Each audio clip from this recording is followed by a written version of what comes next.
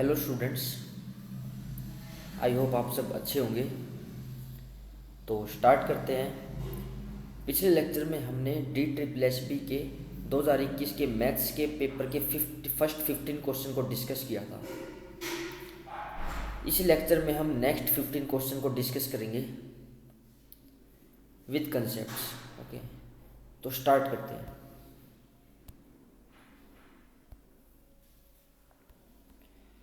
इस लेक्चर का हमारा फर्स्ट क्वेश्चन है, हमें एक फंक्शन गिवन है f(x) = x² और डोमेन है रियल नंबर, को डोमेन भी रियल नंबर है। ओके, हमें इस फंक्शन का बिहेवियर देखना है कि ये फंक्शन 1 1 बनेगा या ऑन टू बनेगा या बोथ बनेगा या कोई भी नहीं बनेगा, ये देखना है हमें। तो क्लियरली हम इस फंक्शन के बारे में जानते हैं। हमने एक पैराबोला पढ़ा होगा y = x² टाइप का 4ay, x² = 4ay। यहाँ x और y दो डायमेंशन होती हैं। अगर जिसकी पावर 1 होती है उस साइड इसका ग्राफ बनता है। अब यहाँ पर क्या है, y = x² है, तो यानी कि इसका ग्राफ कुछ ऐसा बनेगा। ओके, अब इसका ग्राफ कुछ ऐसा बन रहा है। यहाँ y एक्सिस कंप्लीट जो है को डोमेन को डिनोट कर रहा है और जो x एक्सिस है वो डोमेन है हमारी। ओके, तो क्लियरली इसका जो ग्राफ है वो पॉजिटिव y एक्सिस में जा रहा है ओनली, नेगेटिव y एक्सिस में इसका ग्राफ नहीं है। तो यानी कि इसकी जो रेंज आएगी, इस फंक्शन की जो रेंज आएगी वो 0 से लेके इन्फिनिटी तक होगी। ओके, तो क्लियरली ये जो रेंज है ये प्रॉपर सबसेट है को डोमेन का, ये को डोमेन के इक्वल नहीं है। अगर रेंज को डोमेन के इक्वल होती है तभी फंक्शन ऑन टू बनता है, सर्जेक्टिव बनता है। ओके, यहाँ अब ये जो रेंज है ये को डोमेन की इक्वल नहीं है, तो यानी कि ये जो फंक्शन है ऑन टू नहीं बन रहा है, ये फंक्शन इन टू बन रहा है, क्योंकि इन नेगेटिव एलिमेंट्स की कोई परी इमेज नहीं मिल रही। यानी कि इस फंक्शन के अंदर -1 -2 इस टाइप के एलिमेंट्स की कोई परी इमेज नहीं मिलेगी। ओके, तो इसलिए ये फंक्शन सर्जेक्टिव नहीं बनेगा, तो यानी कि ये ऑप्शन इसका कैंसिल हो जाएगा क्लियरली। सिमिलरली अगर 1 1 की बात करें, 1 1 के लिए एक हमारे पास टेस्ट होता है हॉरिजॉन्टल लाइन टेस्ट। तो अगर हम ग्राफ पर हॉरिजॉन्टल लाइंस ड्रॉ करें, तो अगर वो जो हॉरिजॉन्टल लाइंस हैं वो एग्जैक्टली 1 पॉइंट पर टच करती है ग्राफ के, तो हमारा फंक्शन 1 1 होता है। लेकिन यहाँ जो हॉरिजॉन्टल लाइंस हैं ये 2 पॉइंट्स पर टच कर रही हैं। इसका मतलब ये है कि 2 एलिमेंट्स की सिंगल इमेज मिल रही है, यानी कि ये फंक्शन जो है मैनी टू 1 बन रहा है। क्यों?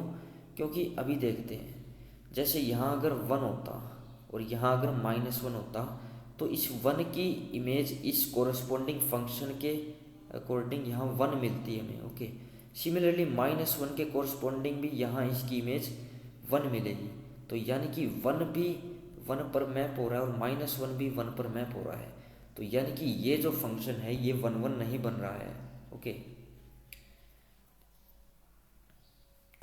ये फंक्शन मैनी टू 1 बन रहा है, क्योंकि इसकी जो किन्हीं 2 एलिमेंट्स की एक सिंगल इमेज आ रही है, तो वहाँ से हम ये फंक्शन जो है 1 1 नहीं बनेगा, इंजेक्टिव नहीं बनेगा। ओके, तो यानी कि 1 1 को क्या बोलते हैं, इंजेक्टिव बोलते हैं, तो इंजेक्टिव नहीं बनेगा। और अगर ये दोनों ही नहीं बन रहे हैं तो बाइजेक्टिव तो कभी नहीं बन सकता, तो यानी कि ये नॉट बाइजेक्टिव इसका ऑप्शन आ जाएगा। ओके, तो इसका फोर्थ ऑप्शन इसका सही होगा। नेक्स्ट क्वेश्चन डिस्कस करते हैं। इसे नेक्स्ट क्वेश्चन में हमने फाइंड करना है कौन सी स्टेटमेंट फॉल्स है, कौन सी स्टेटमेंट रॉन्ग है, हमने वो फाइंड करना है। तो क्लियरली फर्स्ट जो स्टेटमेंट है वो करेक्ट है, क्योंकि हम A इंटरसेक्शन B निकालें या फिर B इंटरसेक्शन A निकालें, दोनों का आंसर सेम आने वाला है। क्यों? क्योंकि जो इंटरसेक्शन जो ऑपरेशन होता है वो एक कम्यूटेटिव होता है। कम्यूटेटिव का क्या मतलब होता है कि अगर कोई भी हम ऑपरेशन, जनरल ऑपरेशन स्टार लेकर चलें, तो हम इस बाइनरी ऑपरेशन स्टार को कम्यूटेटिव कब बोलते हैं, जब ये प्रॉपर्टी होल्ड होती है, तो हम इस ऑपरेशन को हम कम्यूटेटिव बोलते हैं। तो इंटरसेक्शन जो ऑपरेशन होता है वो भी एक कम्यूटेटिव ऑपरेशन होता है। ओके, तो यहाँ से ये ऑप्शन इसका करेक्ट हो जाएगा, लेकिन इस क्वेश्चन के अकॉर्डिंग इसका ये रॉन्ग हो जाएगा। ओके, ये करेक्ट स्टेटमेंट है लेकिन क्वेश्चन के अकॉर्डिंग ये रॉन्ग हो जाएगा क्योंकि हमने फॉल्स स्टेटमेंट फाइंड करनी है। ओके, सिमिलरली जो यूनियन होता है वो भी कम्यूटेटिव होता है, तो ये भी करेक्ट स्टेटमेंट है लेकिन इस क्वेश्चन के अकॉर्डिंग ये फॉल्स हो जाएगा। ओके, अगर हम फोर्थ ऑप्शन इसका देखें तो अगर हमारे पास कोई अगर यूनिवर्सल सेट होता है, यूनिवर्सल सेट के अंदर ही हम उसका किसी भी सेट का कॉम्प्लीमेंट फाइंड करते हैं। कॉम्प्लीमेंट का क्या मतलब होता है, यूनिवर्सल सेट में से उस ए सेट को सब्ट्रैक्ट कर देते हैं तो वो हमें कॉम्प्लीमेंट देता है। तो कॉम्प्लीमेंट का क्या मतलब होता है, हम एक कॉम्प्लीमेंट्री एंगल्स पढ़ते थे, उसमें क्या होता था कि किन्हीं भी दो एंगल्स का सम, फॉर एग्जांपल हमने लिया 135 एंगल लिया एक और एक 45 एंगल लिया। अब ये दोनों एंगल जो हैं कॉम्प्लीमेंट है एक दूसरे के, एक दूसरे को पूरा करते हैं क्योंकि इन दोनों का सम जो है 180 डिग्री आता है, सॉरी 90 डिग्री आना चाहिए। कॉम्प्लीमेंट्री के केस में 90 डिग्री आना चाहिए। ओके, फॉर एग्जांपल हम लेके चलते हैं 45 लेते हैं और 35 लेते हैं, इन दोनों का सम जो है 90 डिग्री आ रहा है। ओके, तो यानी कि ये दोनों जो एंगल्स हैं ये एक दूसरे के पूरक हैं, एक दूसरे को पूरा करते हैं, यानी कि इन दोनों का सम 90 डिग्री आता है।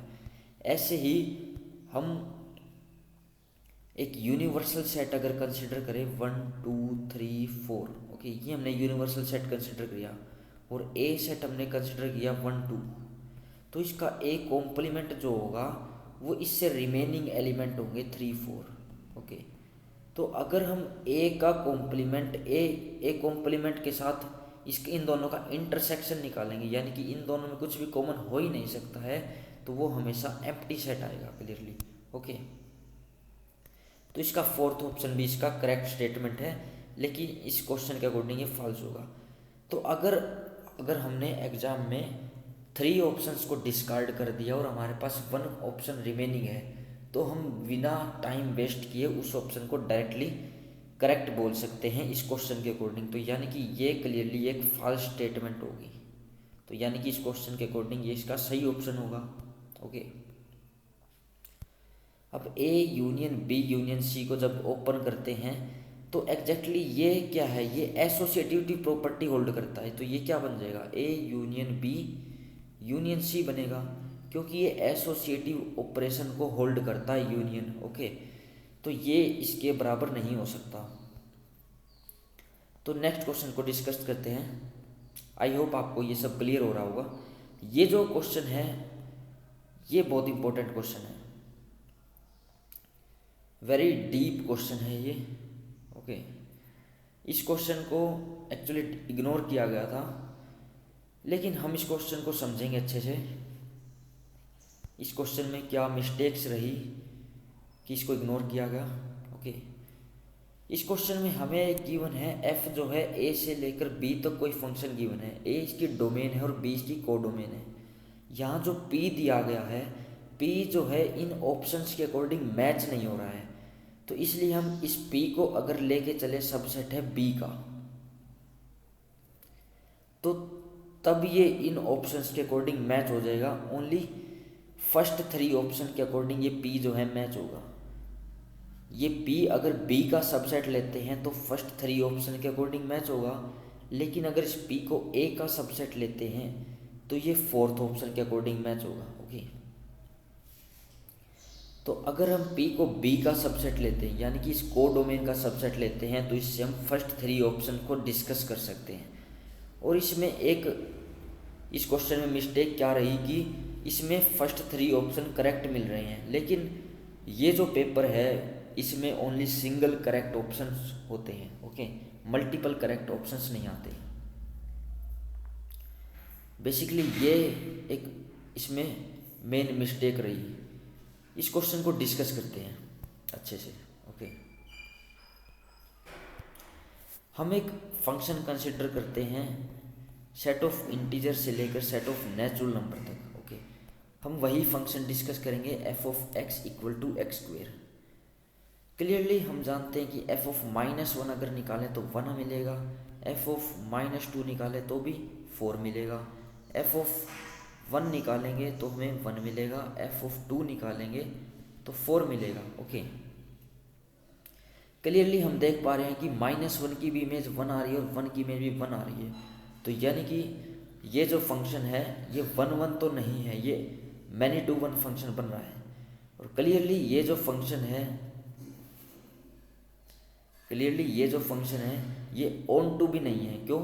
क्योंकि इस एलिमेंट की 3 बिलोंग करता है नेचुरल नंबर में।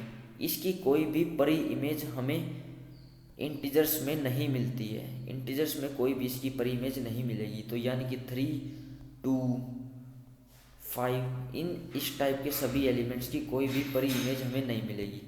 हमें परी image only perfect square elements की मिलती है। ओके, तो हमने एक ऐसा एग्जाम्पल कंसिडर किया है जो ना तो 1 है ना ही ऑन टू है। ओके, ऐसा एग्जाम्पल हमने कंसिडर किया है। आई होप आपको ये क्लियर हुआ होगा। हमने जो इसमें फर्स्ट स्टेटमेंट गिवन है वो हमें गिवन है f of F inverse P equal subset है पी का, F of F inverse P subset है पी का। यहाँ जो एफ इनवर्स है ये इनवर्स फंक्शन नहीं है, ये एक इनवर्स इमेज है इस पी सेट की। तो अगर हम पी सेट को कंसिडर करें, पी जो है कोडोमेन का सबसेट होगा, यानी कि पी जो है सबसेट लेना है हमने नेचुरल नंबर का। तो अगर हम पी को लेकर चलें 1, 2, 3, 4, अगर हम पी को ये लेकर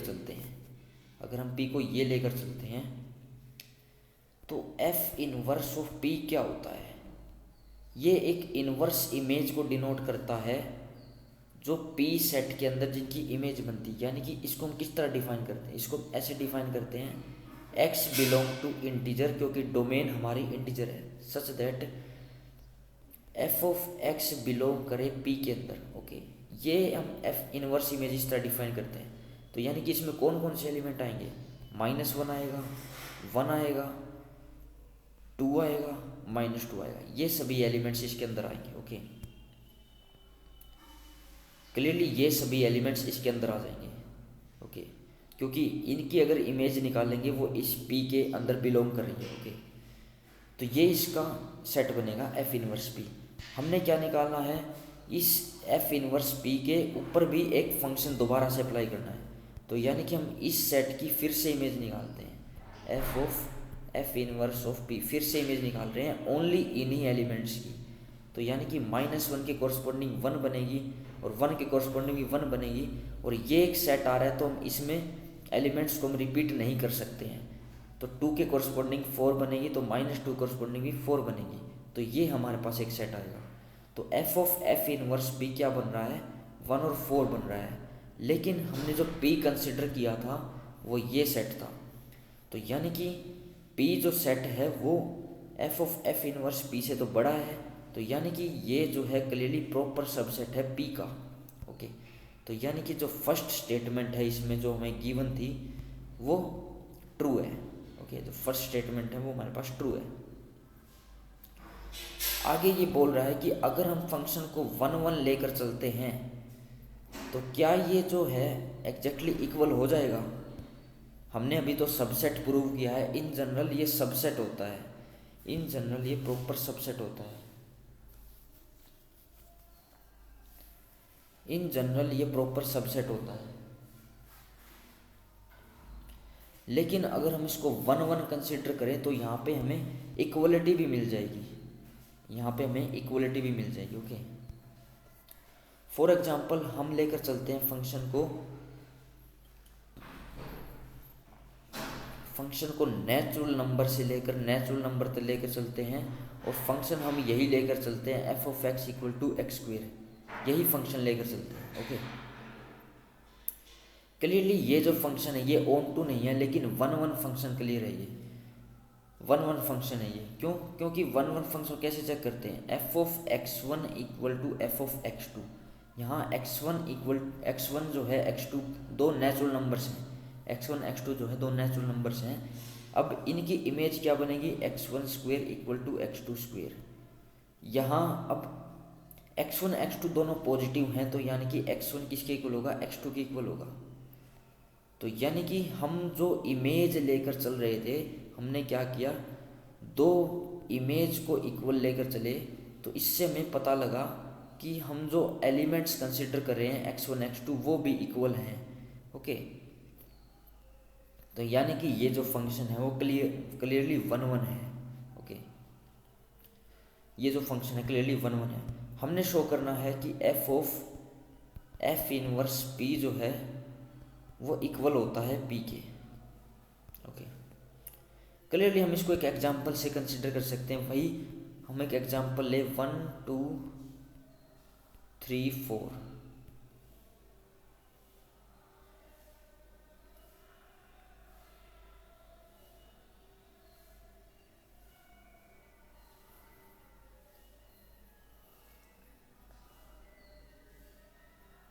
हमने ये देखना है कि ये जो हम जस्ट चेक करेंगे। इसका एक काउंटर एग्जांपल हम बना सकते हैं कि ये इक्वल नहीं आएगा, क्योंकि अगर हम p को ये कंसिडर करें तो f इनवर्स ऑफ p अगर फाइंड करेंगे तो हमें क्या मिलेगा, f इनवर्स ऑफ p। इसमें x belongs to natural number है, क्योंकि डोमेन हमारी हम नेचुरल नंबर है, such that f of x belong करता है p के अंदर। ओके, तो ये किसके इक्वल होगा, ये इक्वल होगा 1 के इक्वल होगा और 2 के इक्वल होगा। ओके, क्योंकि 1 और 2 की जो इमेज है वो 1 और इसमें p में बिलोंग कर रही है। ओके, अब हम इसकी f inverse of p find करते हैं। ये किसके इक्वल होगा, ये 1 और 4 के इक्वल होगा। क्लियरली ये सबसेट बनता है p का, प्रॉपर सबसेट। ओके, तो यहाँ से भी हमें प्रॉपरली सबसेट मिल रहा है, इक्वलिटी नहीं होल्ड कर रही है। तो यानी कि इसका सेकंड ऑप्शन रॉन्ग हो जाएगा। सेकंड ऑप्शन इसका रॉन्ग है, सेकंड ऑप्शन इसका रॉन्ग है, क्योंकि हम इंजेक्टिव लेकर चले हैं फंक्शन को, फिर भी इसका जो सेकंड ऑप्शन है वो रॉन्ग मिल रहा है। ओके, थर्ड क्वेश्चन को डिस्कस करते हैं।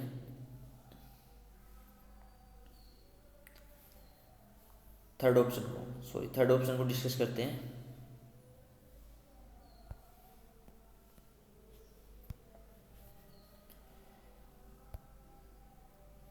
थर्ड ऑप्शन में हमें फाइंड करना है f inverse of p complement और f इनवर्स ऑफ p इसका होल कॉम्प्लीमेंट, ये करना है।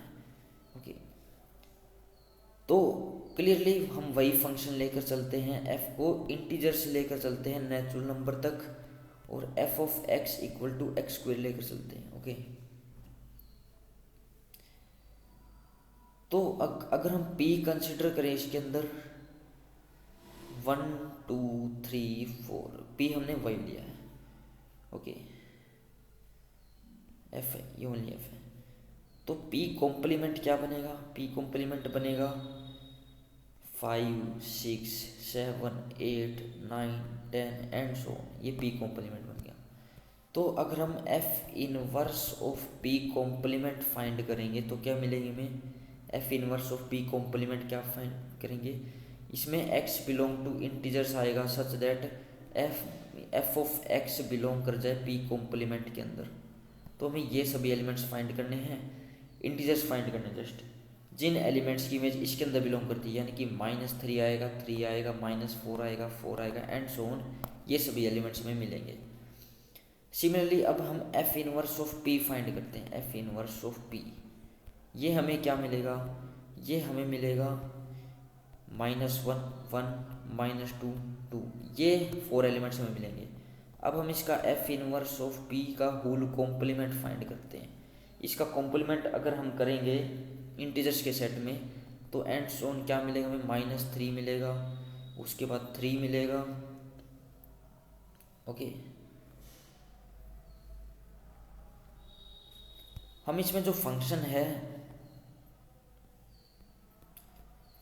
वो z* लेकर चल रहे हैं जिसमें 0 नहीं है, क्योंकि अगर हम 0 को इंक्लूड करेंगे तो फंक्शन डिफाइन नहीं होगा। क्यों, क्योंकि 0 की इमेज जो मिलेगी 0 मिलेगी, और 0 जो है नेचुरल नंबर में बिलोंग ही नहीं करता है।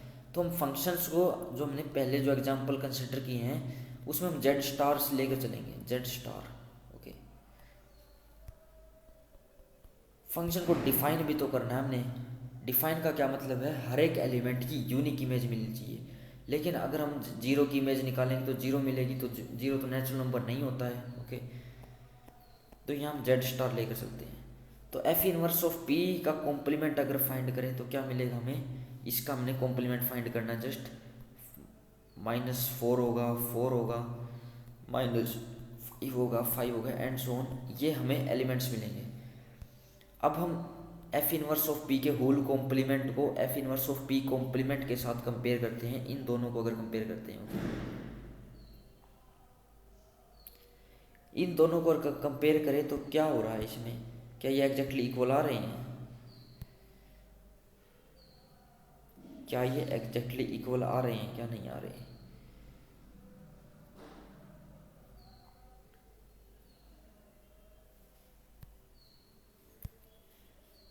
इसमें -6 और 6 भी आ जाएगा एंड -7 7 भी आएगा एंड सो ऑन, ये सभी एलिमेंट्स में आएंगे।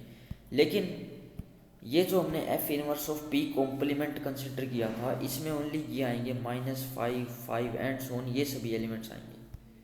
ओके,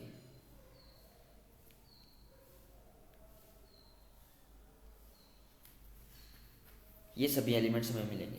ओके, तो क्लियरली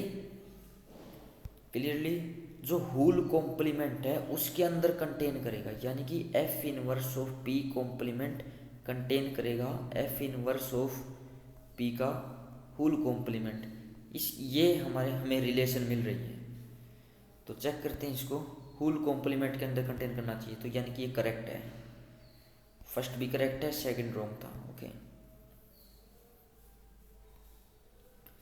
सेकंड को करेक्ट बनने के लिए हमें क्या चाहिए, ये ऑन टू भी होना चाहिए। अगर ये ऑन टू होता है तब ये एग्जैक्टली इक्वल हो जाएगा। ओके, फोर्थ ऑप्शन को डिस्कस करते हैं।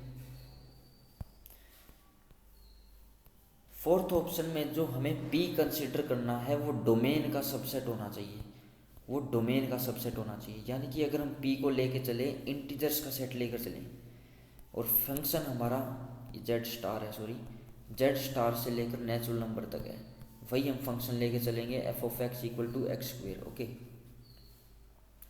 हमने किसमें रिलेशन फाइंड करनी है, एफ ऑफ पी कॉम्प्लीमेंट और एफ ऑफ पी का होल कॉम्प्लीमेंट, इन दोनों में रिलेशन फाइंड करनी है। ओके, तो हम पी को कोई भी सेट कंसिडर करते हैं। पी को अगर हम डोमेन का सबसेट लेना है तो हम इसको -1 -2 -3 -4 1 2 3 ये सेट हम अगर कंसिडर करें, 4 और ले लेते हैं इसके अंदर। अगर हमने पी को ये लिया है तो पी कॉम्प्लीमेंट अगर फाइंड करेंगे तो क्या बनेगा, पी कॉम्प्लीमेंट बनेगा and so on -5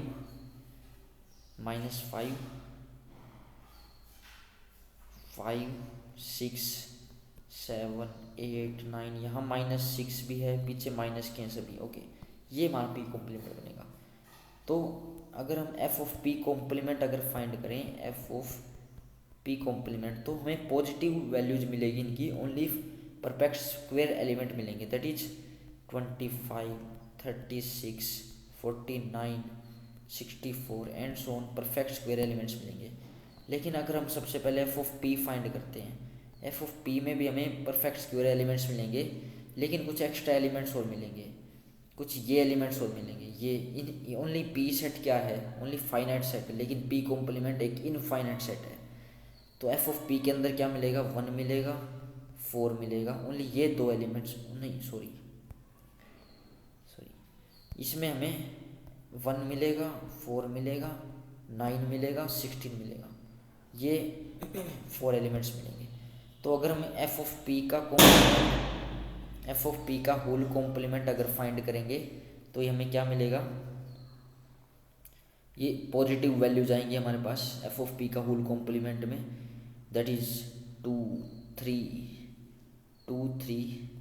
5 6 7 8 10 11 12 13 14 15 17 and so on, ये हमें वैल्यूज मिलेंगी। तो तो अगर हम इन दोनों की रिलेशन फाइंड करें, इसकी और इसकी, इन दोनों की रिलेशन फाइंड करें, तो इसमें ज़्यादा एलिमेंट्स आ रहे हैं, इसमें तो ओनली परफेक्ट स्क्वायर एलिमेंट्स आ रहे हैं, लेकिन इसमें एक्स्ट्रा एलिमेंट्स भी आ रहे हैं। तो यानी कि इसमें क्या रिलेशन बनेगा, f of p complement contain करता है एफ ऑफ पी के होल कॉम्प्लीमेंट में, तो ये रिलेशन हमें मिलेगा। ओके, तो इसका जो फोर्थ ऑप्शन है वो रॉन्ग ऑप्शन है, फोर्थ ऑप्शन इसका रॉन्ग ऑप्शन है। ओके, तो यानी कि इसके फर्स्ट और थर्ड ऑप्शन के करेक्ट होंगे। तो ये सिंगल करेक्ट होना चाहिए था, लेकिन ये मल्टीपल करेक्ट है, इसी वजह से आई थिंक इसको डिस्कार्ड भी किया गया। ओके, तो नेक्स्ट क्वेश्चन डिस्कस करते हैं। इसे नेक्स्ट क्वेश्चन में हमें ट्रू स्टेटमेंट फाइंड करनी है। तो A cross B intersection C को अगर ओपन करते हैं तो क्या बनता है, A cross B intersection A cross C, ये बनता है। लेकिन यहाँ तो और कुछ दिया हुआ है, लेकिन अगर इसको ओपन करते हैं तो क्या बनता है, A cross B union A cross C बनता है। लेकिन यहाँ इंटरसेक्शन दिया हुआ है, तो ये भी रॉन्ग है, ये भी रॉन्ग है। ओके, हमने ट्रू फाइंड करना है। थर्ड को देखते हैं, थर्ड को अगर ओपन करेंगे तो A cross B minus A cross सी बनेगा। ओके, तो थर्ड भी रॉन्ग है। तो तीन ऑप्शन हमने डिस्कार्ड कर दिया, तो फोर्थ ऑप्शन करेक्ट स्टेटमेंट होगी। तो इसका क्या बन रहा है, ए माइनस सी, ए क्रॉस सी माइनस बी क्रॉस सी, ये बिल्कुल करेक्ट है। ओके, नेक्स्ट क्वेश्चन डिस्कस करते हैं। इसमें जस्ट हमने इस परमुटेशन का ऑर्डर फाइंड करना है। अगर हम इस परमुटेशन को साइकिल की फॉर्म में राइट करें तो 1 की इमेज हमें 4 मिल रही है, 4 की इमेज 5 मिल रही है, 5 की इमेज 1 मिल रही है, और 2 की इमेज हमें 6 मिल रही है, 6 की इमेज 2 मिल रही है। तो यानी कि ये है। तो परमुटेशन का ऑर्डर निकालने के लिए हम फर्स्ट साइकिल का ऑर्डर फाइंड करते हैं, दैट इज 3 है, इसके अंदर 3 एलिमेंट्स हैं, और सेकंड साइकिल के अंदर 2 एलिमेंट्स हैं। तो इन दोनों का हम एलसीएम फाइंड करते हैं, इन दोनों का एलसीएम 6 होगा, तो यानी कि इसका ऑर्डर 6 बनेगा। तो इसका थर्ड ऑप्शन इसका सही होगा। ओके, इसे नेक्स्ट क्वेश्चन डिस्कस करते हैं। इसे नेक्स्ट क्वेश्चन हमें अलग डिसिप्लिन से दिया गया, क्वाड्रेटिक इक्वेशन से। ओके, इसमें क्या है, if the ratio of roots of the equation, ये कोई रूट्स इक्वेशन है, इसके रूट्स का रेशियो गिवन है, हमने पी और क्यू में रिलेशन फाइंड करनी है। तो अगर हम अल्फा और बीटा इसके अगर 2 रूट्स कंसिडर करें, 2 रूट्स कंसिडर करें, तो अल्फा बाय बीटा हमें क्या गिवन है, 1/2 गिवन है। और हम इसमें सम ऑफ रूट्स फाइंड करते हैं कि अल्फा प्लस बीटा किसके इक्वल होता है, माइनस बी बाय ए के इक्वल होता है। माइनस बी बाय ए यानी कि ax² plus bx plus c equal to 0, ये जनरल इक्वेशन होती है। तो यहाँ पर b की जो वैल्यू है वो हमें क्या गिवन है, माइनस b गिवन है। तो माइनस बी बाय ए करेंगे तो क्या मिलेगा, p मिलेगा, और a क्या है, 1 गिवन है। तो p alpha plus beta p के इक्वल गिवन है। सिमिलरली प्रोडक्ट ऑफ रूट किसके इक्वल गिवन होता है, वो होता है c बाय ए यानी कि q। ओके, तो ये वैल्यू हमें मिल रही है यहाँ से, और ये हमारे पास ये भी है। तो यानी कि अल्फा की वैल्यू, अगर बीटा की वैल्यू फाइंड करें इसके अंदर, बीटा की वैल्यू क्या हमें मिल रही है, बीटा की वैल्यू हमें 2 अल्फा के इक्वल मिल रही है, बीटा की वैल्यू 2 अल्फा के इक्वल मिल रही है। तो अगर इसको हम फर्स्ट इक्वेशन में पुट करेंगे तो यहाँ से हमें क्या मिलेगा, 3 alpha equal to p, alpha equal to p/3। Alpha की वैल्यू हमें p/3 मिल गई, और अल्फा की वैल्यू अगर p/3 मिल गई तो बीटा की वैल्यू क्या मिल जाएगी, बीटा की वैल्यू 2p/3 मिल जाएगी। ओके, बीटा की वैल्यू 2p/3 मिल जाएगी। अब इन दोनों वैल्यूज़ को हम इसके प्रोडक्ट में पुट कर देंगे, दैट इज प्रोडक्ट क्या था, इन दोनों का प्रोडक्ट क्या था, हमें क्यू के इक्वल मिल रहा था, alpha beta equal to q था। इन दोनों पुट कर देंगे तो क्या मिलेगा, 2p²/9 इक्वल टू क्यू। तो p² इक्वल टू, तो 2p² is equal to 9q, ये हमें रिलेशन मिलेगा, दैट इज बी ऑप्शन इसका सही होगा। ओके, इसे नेक्स्ट क्वेश्चन डिस्कस करते हैं। हमें गिवन है 4, इसका कोई रूट गिवन है इस इक्वेशन का, हमने अनदर रूट फाइंड करना है। जस्ट क्लियरली हम इसमें प्रोडक्ट ऑफ रूट लगा सकते हैं, दैट इज अल्फा बीटा किसी इक्वल टू c/a होता है। यहाँ c की वैल्यू -12 है और a की वैल्यू 1 है, और इसमें 1 रूट हमें गिवन है दैट इज 4। तो 4 इंटू बीटा इक्वल टू -12 के इक्वल होगा। तो बीटा इक्वल टू -3 मिलेगा, तो सेकंड रूट हमें -3 मिल जाएगा, तो यानी कि इसका थर्ड ऑप्शन इसका सही होगा। ओके, इसे नेक्स्ट क्वेश्चन डिस्कस करते हैं। अगर b और c इक्वल टू 0 मिल जाए, b और c इक्वल टू 0 हो जाए, तो ax² इक्वल टू 0 होगा। तो यहाँ से हमें क्या मिलेगा, x इक्वल टू 0 0, दो इसके रूट्स मिलेंगे, तो हमें जस्ट रूट्स पूछा है, तो 0 जिसके रूट्स हो जाएंगे, तो इसका थर्ड ऑप्शन इसका सही हो जाएगा। ओके, इसे नेक्स्ट क्वेश्चन डिस्कस करते हैं। इस इक्वेशन के हमने just nature of roots find करने हैं, नेचर ऑफ रूट्स। तो अगर हम इसमें b² - 4ac अगर कैलकुलेट करेंगे,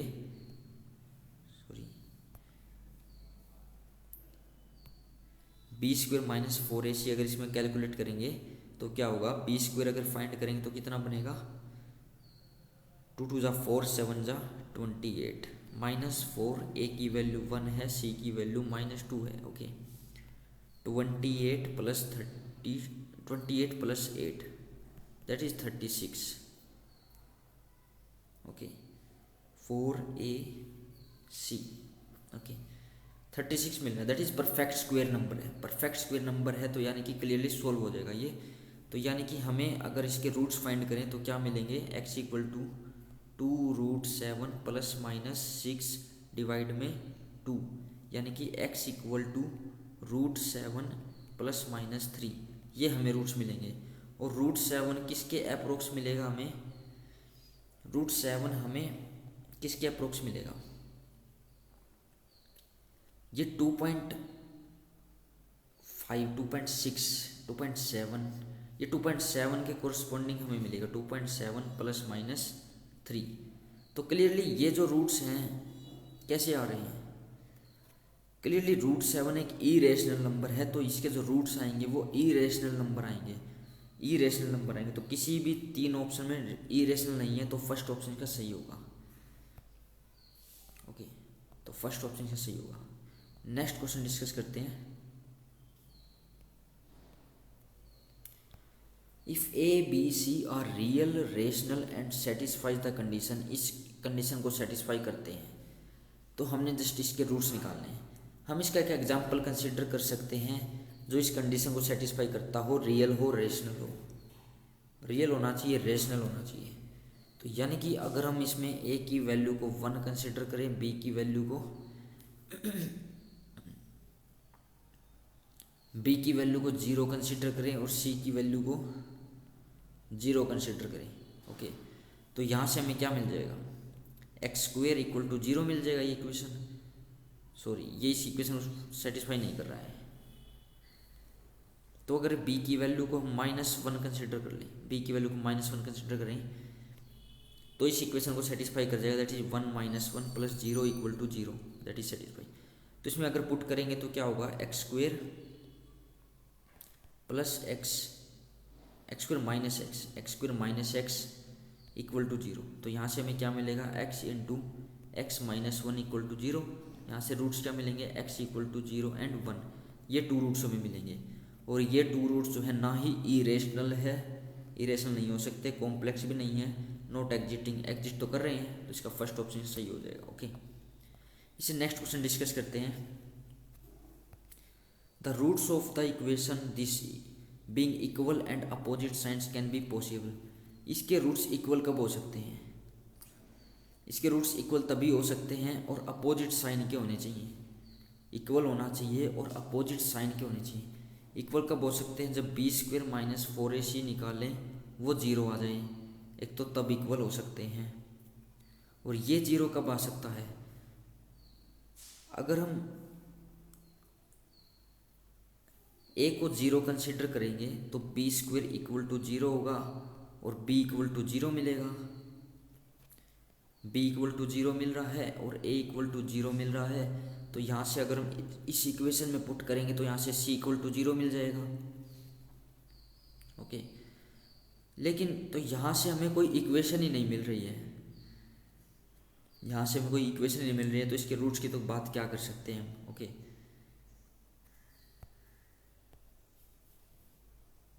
तो अगर इसका सेकंड ऑप्शन अगर चेक करें कि b square minus 4ac equal to 0 होना चाहिए। अगर इक्वल रूट्स अगर लेने हैं तो सेकंड ऑप्शन के अकॉर्डिंग बी इक्वल टू 0 लेकर चलते हैं।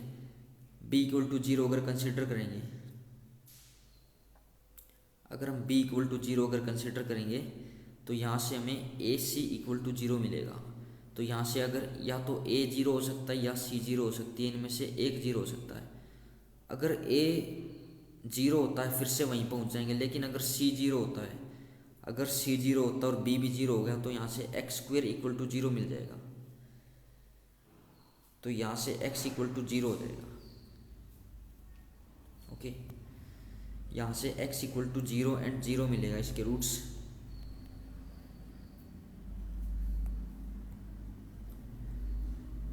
तो इसका सेकंड ऑप्शन इसका सही हो सकता है।